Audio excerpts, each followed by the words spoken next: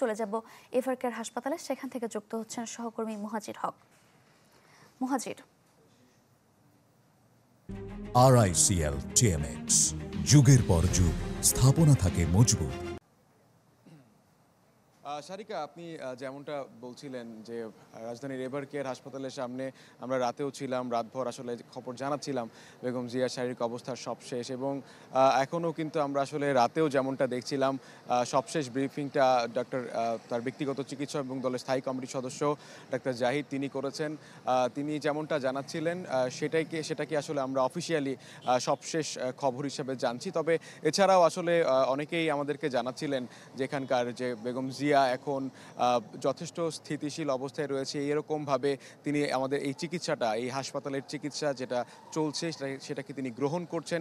সেই চিকিৎসা এখন তার চলমান রয়েছে এবং তার অবস্থার উপরেই আসলে নির্ভর করে তিনি আসলে উন্নত চিকিৎসার জন্য দেশের বাইরে যেতে পারবেন কিনা। কারণ আপনি জানেন দেশের বাইরে চিকিৎসা, উন্নত চিকিৎসার জন্য এরই মধ্যে যুক্তরাজ্য থেকে শুরু করে সব উন্নত দেশের সাথেই যোগাযোগ করা হচ্ছে, সেই দেশগুলোর পক্ষ থেকেও যোগাযোগ করা হচ্ছে।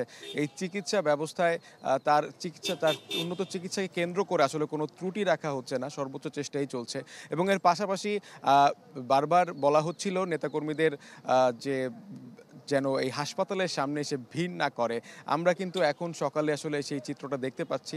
গতকাল আসলে আমরা দিনভর যখন দেখেছিলাম এখানে নেতাকর্মীদের একটা জটলা ছিল, এখানে তাদের যে উপস্থিতি ছিল সেটা এখানে কিছুটা এক ধরনের বিড়ম্বনা সৃষ্টি করে। কারণ আপনি জানেন যে এই হাসপাতালে বেগম জিয়া ছাড়াও আরও ৩০০ জন রোগী রয়েছে। ডাক্তার জাহিদ তার প্রেস ব্রিফিংয়ে এই কথাটি উল্লেখ করেন যে বিএনপির হাইকমান্ডও বিষয়টাকে খুব গুরুত্ব দিচ্ছেন যে এইটাকে কেন্দ্র করে যেন এখানকার সাধারণ যারা রোগী রয়েছেন এই রোগীদের কোনো ধরনের অসুবিধা পোহাতে না হয়।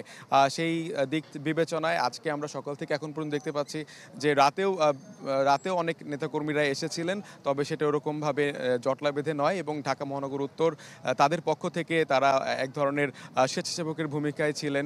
ঢাকা মহানগর উত্তর বিএনপি নেতাকর্মীদের আমরা দেখেছি তারা বিভিন্ন ব্যানার ফেস্টুন নিয়ে এসেছেন, সেখানে তারা বিভিন্ন দিক নির্দেশনামূলক কথাবার্তা লিখেছেন। আমরা অনেকেই রাতে কোরআন তেলাওয়াত করতে দেখেছি এক পাশে বসে, তারা সেখানে দোয়া করছেন। এরকমভাবে ছড়িয়ে ছিটিয়ে অনেকেই আসলে অবস্থান করছেন। আর এক ধরনের আবেগ ভালোবাসা সেটা তো থাকবেই খুব স্বাভাবিকভাবেই। এত তার দীর্ঘ যে রাজনৈতিক জীবন, সেই রাজনৈতিক জীবনে তাকে তার দলের নেতাকর্মীরা আপসীর নেত্রী হিসেবে সবসময় বলে আসছেন। এবং সেই জায়গা থেকে, এবং আপনি জানাচ্ছিলেন যে রাজনৈতিক দলের নেতারাও কিন্তু বলছিলেন যে সামনে নির্বাচন জাতিকে ঐক্যবদ্ধ করার জন্য তার উপস্থিতি। মুহাজির, ধন্যবাদ আপনাকে।